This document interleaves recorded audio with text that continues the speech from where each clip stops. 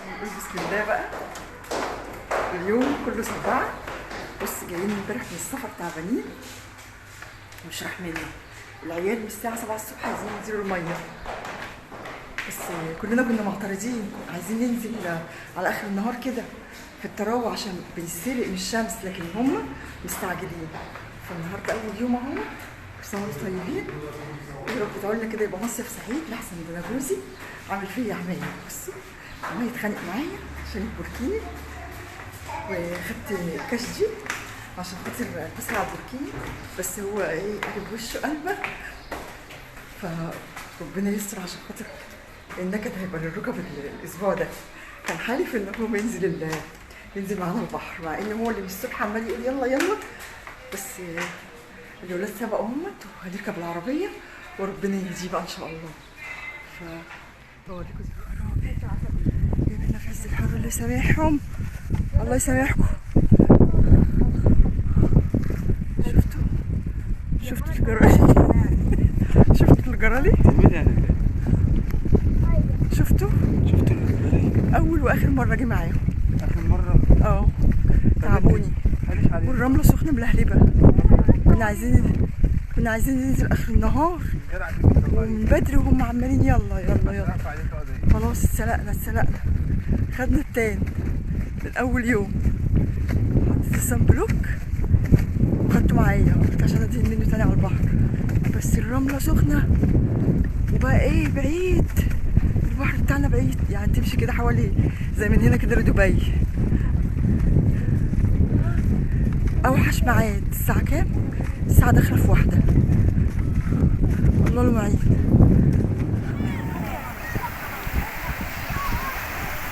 الصور اليوم ده بقى كان اصعب يوم في المصيف كله.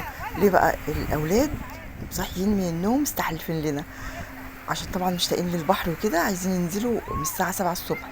وبابا يعني بابانا بردك عايز ينزل من الساعه 7 الصبح، بس احنا مش بنحب ننزل بدري يعني. ولادي قالوا لي النزول بدري كده بيخلي الواحد بشرته تسود وتسلقي كده. يعني قالوا لي ان احسن وقت اللي هو الوقت بتاع ايه، بتاع المغارب ده، اللي هو مثلا ايه من بعد صلاه العصر. بس بقى جوزي بقى ايه الله يسامحه بقى، هو ايه شجع العيال وقال لهم تعالوا ننزل. فاليوم ده الصراحه تعبنا جدا جدا. ليه بقى؟ لان كان الجو كان حر، يعني الجو يبقى حلو على البحر وكل حاجه، بس الاشعه اللي بتبقى بتاعت الشمس اللي هي مضره دي بتخش بقى في بشرتك وبتخش في جسمك، لدرجه ان جوزي بقى يعاندنا وبقى يروح لوحده الصبح. فرجليه اتحرقت والله، فضل تعبان جدا كذا يوم، بقى يدهن يعني في مراهم. رجليه زي ما تكون اتلسع، يعني ملسوعه من تحت الشورت كده، من عند الركبه كده لغايه تحت كده خالص، لغايه قدم رجله كده اتحرقوا. كان جاي لنا مسلوق. فهو عشان كده بقيت الاسبوع حرم ان هو ينزل في الوقت ده، لان احنا قلنا له هو ما سمعش الكلام. انا كنت الاول، كنت السنين اللي فاتت كنت بنزل الصبح بدري معاه، بس عيالي قالوا لي عشان كده انت كنت بتسودي، لكن بدأت قالوا لي احسن وقت اللي هو بتاع اللي هو الايه بعد العصر ده. فبعد كده بقينا ننزل. يعني كنا مرتبطين بالطفطف، لان في طفطف بيجي هناك عند البتاع، عند العماير بتاعتنا. هما يعني الشركه متفقه معاه ان هما ياخدوا المصطفين ويودوهم على البحر. فالطفطف ده كان المفروض ان هو بيجي الساعه 4، الناس المصطفين قالوا له لا تعالى الساعه 3. فعارفين كل ايه المركب المريسين بتغرق، كل واحد بقى يقول رأي. فبدايتي كانوا بيضطروا ان هم يركبوا فيه عشان العربيه ما كانتش بتكفينا كلنا. بس فروحنا بقى كده، رحنا البحر وقعدنا شويه.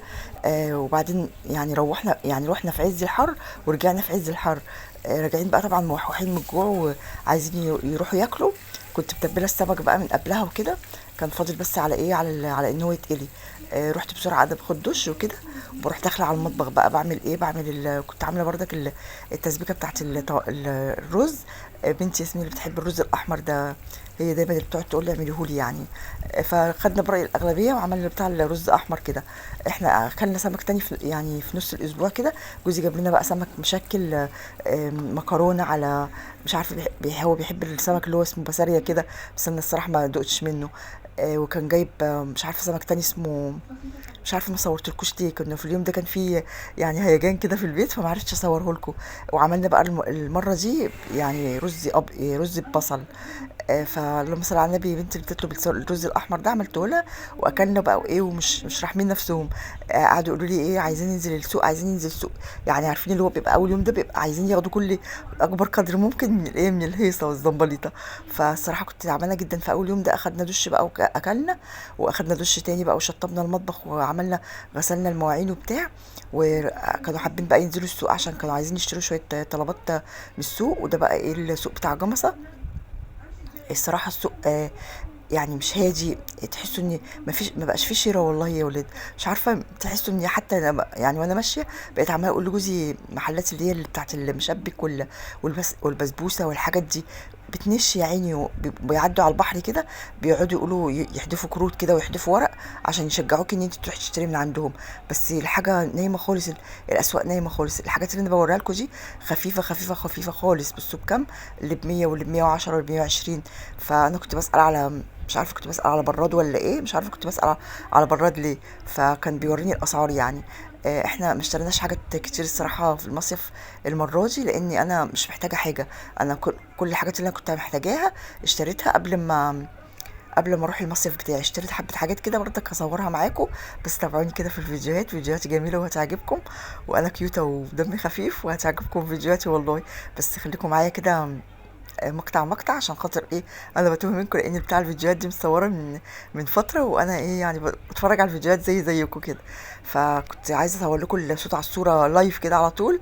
بس طبعا بيبقى الاولاد معايا وهم اصلا بيكرهوا التصوير جدا، ومش بيحبوا ان انا اصور معاهم. لكن انا بخطف لكم المناظر دي غصب عنهم كده يعني. لازم هم بيبعدوا عني عشان خاطر هم ما يطلعوش في التصوير، لان هم مش بيحبوا يطلعوا في الكاميرا خالص، ولا بيحبوا التصوير، ولا بيحبوني اصور اصلا وانا معاهم. فانا يعني اعذروني التصوير ان هو ايه، جايبه لكم مقتطفات بسيطه كده من الاسعار. هحاول ان انا يعني اعمل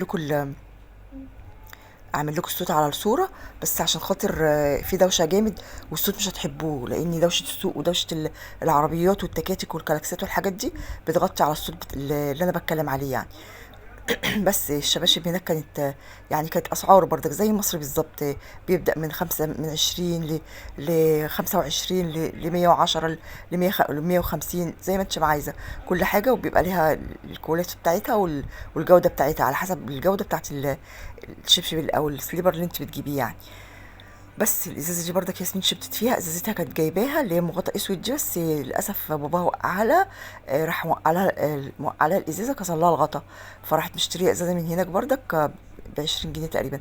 هوريها لكم دلوقتي برضك لونها بينك كده، غطاها لونه بينك كده. بس انا الصراحه يعني كان عندي من الازايز دي كتير، بس عادي يعني مش بدأ. هي اللي بتحبها دايما تاخدها معاها يعني لما بتنزل الجامعه بتاعتها او بتنزل في مشاوير او كده، بتتلجها وتحطها في الفريزر وتروح واخداها معاها في ايه، في الحافظه اللي هي بتاعت اللي هي الازايز دي. والبرطمانات دي كنت عايزه اشتري برطمانات، عشان انا كنت كل فيديو كنت عماله اقول لكم انا عندي ازمه في البرطمانات. بس الصراحه جايين بشيل كتير جدا، وقلت بدل ما اشتري من هنا وبتاع، طب ما انا اشتري من مصر. اللي يخليني ان انا اشتري من هنا ما ماهر اللي هو اللي انا بحبه ده، اللي بحب بتاع البلاستيكات ده. بحب المحل بتاعه جدا، فبحب اجيب من عنده حاجات. فقلت لا، أبقى انزل عنده واجيب من عنده. إيه اللي يخليني ان انا اشيل من هنا ونقعد ننزل بالشنط. جوزي كان واخد لي الشقه هناك في الدور التالت، فطالعين نازلين طالعين نازلين، فالصراحه هلكنا. فما جبتش حاجات كتيرة الصراحة. هوريكم الحاجات اللي انا اشتريتها على مدار الفيديوهات، بس خليكم معايا كده فيديو عشان الفيديوهات كتيرة. وبصوا انا ايه يعني بتفرج معاكم كده زيكم. بوريكم الاسعار اهو. السوق هناك هادي، بس يعني ايه يعني الولاد كانوا رايحين مش عشان خاطر يشتروا حاجات، رايحين بقى عشان يركبوا عيالهم الملاهي والعربيات والكلام ده. فانا بتمشى معاهم كده ايه، رغم انفي الصراحه ساعات كنت بتعب وكده، كنت بقول لجوزي يوديني بالعربيه، لاني انا بتعب من المشي جدا. انا قعدوني كده في حته كده واربع، وحتى رجليا فضلت طول الاسبوع ورمه. عارفين بقيت عامله يعني بشيلها وبحطها بالعافيه كده على الارض. ف بصوا بقى، انا كنت بصور لكم هنا في المحل. بقول لكم الجو نار، لاني انا بكره الحر جدا. يعني انا كنت بحب الحر، لكن الحر السنه دي جاي كرهنا فيه الصراحه. انا كنت بقول بحب الصيف وكل حاجه، لكن خلاص ما عدتش بحب الصيف. انا اسفه يا صيف، انا بقيت احب الشتاء، لان الحر السنه دي درجه الحراره عاليه جدا. دخلنا في الفرن ده بقى، اللي الاولاد كانوا متعودين كل سنه بيجيبوا اللي هو اسمه دنش ده، مش عارفه ولا اسمه دونتس ولا ايه، فكانوا متعودين يجيبوه يعني كل سنه. فالصراحه دقته ما عجبنيش السنه دي. السنه اللي فاتت كان عارفين باظظ خالص كده، كان طعمه تحفه، وكان طعمه صابح وحلو، بس ما جبتش منه. والعربيات دي بقى كتيره جدا بقى، اللي هي العربيات الاكسسوارات، موتوا بقى عيالي وعيال عيالي كده في العربيات دي، يفضلوا واقفين فيها بالساعات. انا جبت شويه حاجات بردك كده من عندهم يعني، دبابيس للطرح، مع ان الدبابيس للطرح انا بجيبها وياسمين بتاخدها من عندي عادي. ياسمين اخدت من عندي كل حاجه من التسريحه، الكريمات وكل حاجه، اي حاجه تلاقيها عندي بتاخدها. وانا بس بصوا انا هوا، فكل ما بجيب حاجه ياسمين بتاخدها مني. 7.5 الصراحه، اللي هي عامله زي البندانه دي، عشان البسها على يعني على راسي كده، عشان تتحط على راسي من فوق كده، بس بتلبس. ايوه هي دي اللي هي فيها خرز دي، اللي هي لونها اسود دي. جبت منها واحده، بس الصراحه ما دخلتش في راسي تقريبا، بتاعت حد صغير حتى، ما دخلتش في راس بنتي. فحاولت ان انا ارجعها، بس اتلخبطت في الست، ما عرفتش هي فين، فمش مشكله بقى يعني. ده ب7.5، ده بس ب15، هي ده وريحة البندانة دي ريتني كنت خدتها، كانت حلوة برضه، كانت عاملة زي الشباكة كده، بس رحت مختارة اللي هي المحطوطة دي. بس جبت الصفرة، بس ما عجبتنيش خالص، ما دخلتش في راسي أصلا. كان في منها الالوان دي، اللي هو اللون الاسود والمنت جرين كانت بكام؟ كانت ب7.5. بس بعد ما جبتها وجيت بلبسها في البيت ما دخلتش في راسي.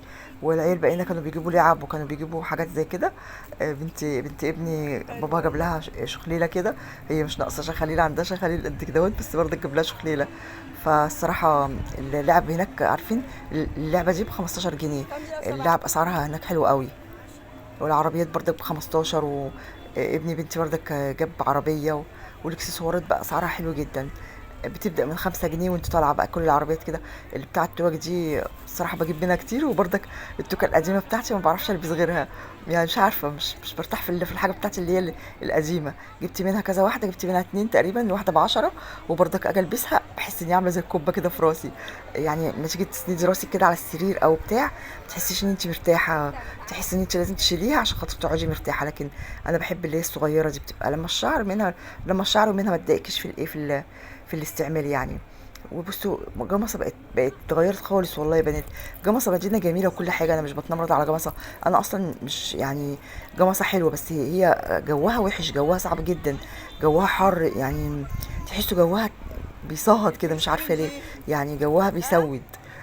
هي الشغلانة دي اللي ليان جابتها. لكن هي جمصة الأسواق بتاعتها كلها بقت ملاهي، وكلها بقت السوق بتاعها بقى جميل، وكلها بقت يعني شجر وحاجات زي كده، يعني حاسين المدينه جامد. بس يعني كام ده لو على الرغم من سمحت؟ كده انا برضك يعني اخر مصيف ان انا افتكر ان انا هي دي العربيه اللي سوري جابها. يعني اخر مصيف احس ان انا اشتاق له، يعني اشتاق ان انا اجي، مع اني يعني ناس كتير اعرفهم بيحبوا جمصة جدا. واكترية زمايل جوزي بيقولوا له ان احنا لفينا الدنيا، ورحنا مرسى مطروح، ورحنا شرم، ورحنا، بس ما حسيناش ان جمصة هي بيتنا. بيحسوا ان هم جمصة ده بيتهم، يعني ان هم بيلفوا ويرجعوا لبيتهم. بس انا ما حبيتش الشقة خالص الصراحة. هم بيقولوا العماير السنة الجاية باذن الله تتعد، وهيبنوا غيرها، فعلى الله المستعان. انا من قديم الازل كده جوزي كان بيقول لي الكلام ده من ساعه ما عيالي كانوا صغيرين، كان دايما يقول لي ده هيدوا العماير وهيبنوا عماير جديده وبتاع وحاجات جديده. فيلا مش مشكله، الحمد لله في ناس مش لاقيين، وفي ناس بيتمنوا حتى ان شاء الله يوم. جوزي طول ما احنا يعني قاعدين في الشارع او كده، يقول لي بصوا الميكروباصات دي واخده الناس اللي هي بتاعت اليوم الواحد. يعني ايه اليوم الواحد؟ رحله اليوم الواحد دي بتبقى ناس يا عيني بياخدوا اكلهم وشربهم، ويفضلوا مثلا طول اليوم على البحر من الساعه 7 الصبح لغايه الساعه 7 بالليل. فبيبقوا فرحانين برضك وسعداء، اللي عايز يسعد نفسه بيسعد نفسه. الحاجات دي كانت بكام بقى؟ كانت مش عارفه، تقريبا كانت ب5 جنيه. دبابيس ومش عارفه وال اللي هي بيوتي بلندر دي، ولا اسمها ايه، بتلخبط في اسمها، والتوك وكل الحاجات دي كانت كلها تقريبا الواحده ب5 وحاجه كده. انا بجيب، المهم ان انا بجيب وبرمي، يعني اني انا اجيب الحاجه وبحس ان انا مش مرتاحه فيها ما اعرفش البسها. يعني شوفوا جبت التوكه اللي هي الحمرا دي، جيت البسها ما ارتحتش فيها، فبنتي تاخدها شويه وانا اخدها شويه، فمش مشكله. اي حاجه انا بجيبها بنتي يعني بتستعيرها مني. واللي هي الايام دي برضه جيت بعمل بيها، بس لقيتها ناشفه خالص، مش حلوه يعني. جربي الحاجه قبل ما تاخديها، عشان ما تدبسيش زي تاخدي الحاجه وبعدين ترميها. جبت حبة حاجات من عندهم كده يعني اي حاجة بتساعدني الصراحة. بس هو المصيف الصراحة كان ارهاق وكان تعب وكان هدت حيل يعني، وبعدها هدت حيل. يعني عايز واحدة فيها صحة كده. حتى عيالي يا عيني تعبوا، والله عيالي تعبوا جدا. وده بقى السوق كنا كده. كانوا عايزين ياخدوا حقهم تالت ومتلت يعني. كانوا عايزين كل حاجة، يروحوا السوق ويروحوا البحر ويقعدوا على البحر بالليل ف يعني بناخدها كده اول يوم بالذات. بيبقوا عايزين يأجروا عجل وعايزين يعملوا كل حاجة في نفسهم. كل واحد كل نفسه في حاجة عايز يحقق احلامه.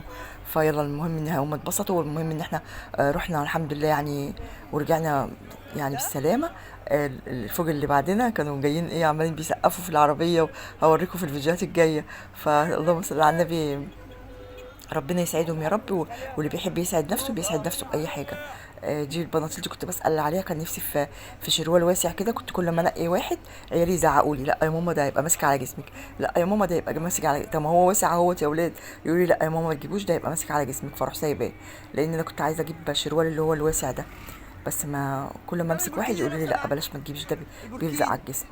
فانا بسمع كلامهم يعني في حاجات معينه، وحاجات تانية لا. بس ده السوق بقى اللي هو المحل كده دخلناه. كنت بشوف الاسعار، لان انا كنت عايزه اشتري هدوم. هقول لكم اشتريت ايه، والله نسيت انا اشتريت ايه من هناك. اشتريت حبه حاجات كده، هبقى اوريها لكم يعني على مدار الفيديوهات الجايه. يعني نسترجع الفيديوهات مع بعض، لان انا بصور لكم الفيديو بعد ما رجعت، وبعد ما ايه بقى اني ما عرفتش اصور لكم اسجل لكم الصوت على الصوره هناك. الدوشه بقى بدوشه العيال ونازلين طالعين، فما لحقتش اصلا. بالفعل ما كانش معايا نت هناك، لاني قلت لجوزي يشحن لي الباقه اللي هي بتاعت ويجي. كان يوم الجمعه والشركه كانت قافله. فالصراحه قال لي هبقى اشوف لك شركه هناك بتاعت وي. بس ما عرفناش الصراحه القهوه بقى اللي احنا فيها، ونزول وطلوع وبتاع، فما عرفتش اشحن الخط خالص عشان خاطر انزل لكم الفيديوهات من هناك. فقلت مش مشكله، ما ابقى ارجع بقى وكده ابقى انزلها لكم ايه لما انزل اشحن يعني. ودي الشباشب والسليبرات دي. كان بيقول مش عارفه اعمل لكم الصوت على الصوره، لان انا نسيت الاسعار الصراحه. مش عارفه كانت ب35 ولا كانت بكام. فاكرين الشباشب دي كانت بتاعت زمان، والله ما كانش في حد بيرتاح الا فيها. الشباشب دي تقريبا كانت ب20 حاجه كده. مش فاكره، هقول لكم بردك، هقول لكم على الايه، هنزل لكم الاسعار على على الشاشه نفسها عشان خاطر انا بنسى. الشباشب دي تقريبا اللي كانت ب20، كانت اسعارها حلوه جدا، فعيالي بردك اشتروا منها. وقفنا كتير جدا في المحل ده الصراحه، فعيالي كانوا بيشتروا منه حاجات. انا اشتريت بردك واحد، بس ما اشتريتوش من السوق، اشتريته من على البحر. هوريكم بردك على ما ايه على مدار الفيديوهات الجايه. الشباشب دي تقريبا ما كانتش ب20، كانت ب35 حاجه كده. كل المقاسات بقى، الاطفالي واللي هو المحير، وكله كل المقاسات، كل الاشكال وكل الاسعار.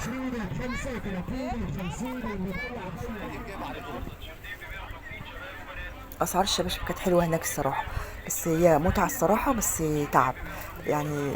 لازم ايه انا قبل ما انزل اخد مسكنه حلوه كده عشان خاطر اعرف ايه يعني اجاهد. عارفين المجاهدين كده، احنا كنا بنجاهد. والا بقى لما يحبوا ان هم ينزلوا البحر بالليل، وامشي في الرمله بالليل بقى كده، تحسوا ان انتوا ايه عارفين، تحسوا ان انتوا بتحاربوا كده. ف ساعات كنا بنقعد في يعني كافيه بالليل كده. بيبقى فيه ملاهي وبيبقى فيه مراجيح وحاجات زي كده، عشان خاطر الاولاد بيحبوا يلعبوا وبتاع، يلعبوا حوالينا كده، واحنا بنبقى قاعدين نطلب اي مشاريب او بتاع وايه ونقعد. لكن كل يوم هدا كده ونزول وطلوع، لا الصراحه الواحد كان بيتعب. هو الاسبوع طويل، هو احنا اخرنا 3 ايام وخلاص ونروح. بس هو ايه عايزه تروحي مصيف ما تروحيش تاخدي تشيلي الشير كلها معاكي. احنا اخدنا يعني حاجات كتير جدا من البيت. اخدنا اللهم صل على النبي هدوم كتير وحاجات يعني سيلبرات وصنادل وشنط وحاجات زي كده كلها. انا قلت لياسمين بنتي مش هنستعملها، ما نبنا ان احنا طلعنا ونزلنا بيهم. بصوا بتاع المحل ده بردك مش محل يعني، زي عربيه كده. كنت بدور على طاقية معينه طالعه موضه كده، يعني هي طلعت ترند كده في النت، بشوفها كتير جدا. بس كنت بدور عليها ما لقيتهاش خالص. فالطواقي دي كانت تقريبا ب90 جنيه الواحده. بصوا الطفاتف جميله بقى لما تمشي حواليكوا كده ومشغلين الاغاني. هو جو السوق جميل الصراحه. يعني تمشي في السوق كده تنسي نفسك، والسوق كان زحمه ناس، بس ما فيش الاقبال اللي هو بتاع الشراء بتاع كل سنه. هما البنات بقى كانوا بيركبوا الطفطف ده بعد ما اما بياخدنا من يعني من البيت، من عند المساكن لغايه البحر. كانوا ساعات بيركبوا الطفطف بقى ويشغل لهم الاغاني وبتاع، بس بعد كده في نص الاسبوع بقوا بيركبوا معانا في العربيه. اهو بص الطفطف جميل جدا، بيبقى مشغل اغاني كده بقى، والطفطف ده مش عارفه بيقولوا تقريبا ب5 جنيه النفر حاجه كده. ودي بقى الملاهي، بص كل جمصه ملاهي كده بالمنظر ده. عيالي كانوا عايزين يركبوا فيها الصراحه، بس انا قلت لهم لا، عايزين تبقوا تروحوا وروحوا لوحدكم. كلها ملاهي زي ما انتم ما شايفين كده. الاسعار يعني حلوه، يعني في متناول الجميع، يعني مش الاسعار غاليه قوي. لا قال لي وسط الغراب. يا رب عقبال كل واحد نفسه في حاجه يا رب يعملها. انا بشوف ناس يعني بيبقى نفسها تروح حتى تقعد تحط الكرسي كده على البحر وتقعد كده يعني يوم واحد حتى يعني. ربنا كل نفسه في حاجه ربنا يحققها له ويديها له. لان الصراحه بيبقى تغيير جو، بيبقى المصيف يعني ايه، يعني المصيف ده بتدوروا على كل المشاكل والخناق وتبصوا تلاقي ما تجيلكوش الا في المصايف. بس اللي عايز يسعد نفسه بيسعد نفسه. اي حاجه الواحد هنا بقى في الحته دي. آه، عيالي كانوا عايزين يقعدوا على البحر كده، بس دخلنا جوه. وبعدين يعني انا بخاف من منظر البحر بالليل كده، مش عارفه، ما بحبش اشوفه بالليل كده. رحت قلت لهم لا نقعد بره في النور. كنا عايزين نطلب دوره بقى كده ونقعد. آه يعني جوزي ساعات كان يقول لي مثلا ايه تعالي نقعد على الكراسي اللي جوه دي، بس انا مش بحب القعده الكئيبه دي خالص. لا انا بحب اقعد في النور كده ونشرب اي حاجه او ناكل اي حاجه بره. بنجيب مثلا جيلاتي، بنجيب يا رب الفيديو يكون عجبكم، واشوفكم في الفيديو الجاي بقى ان شاء الله.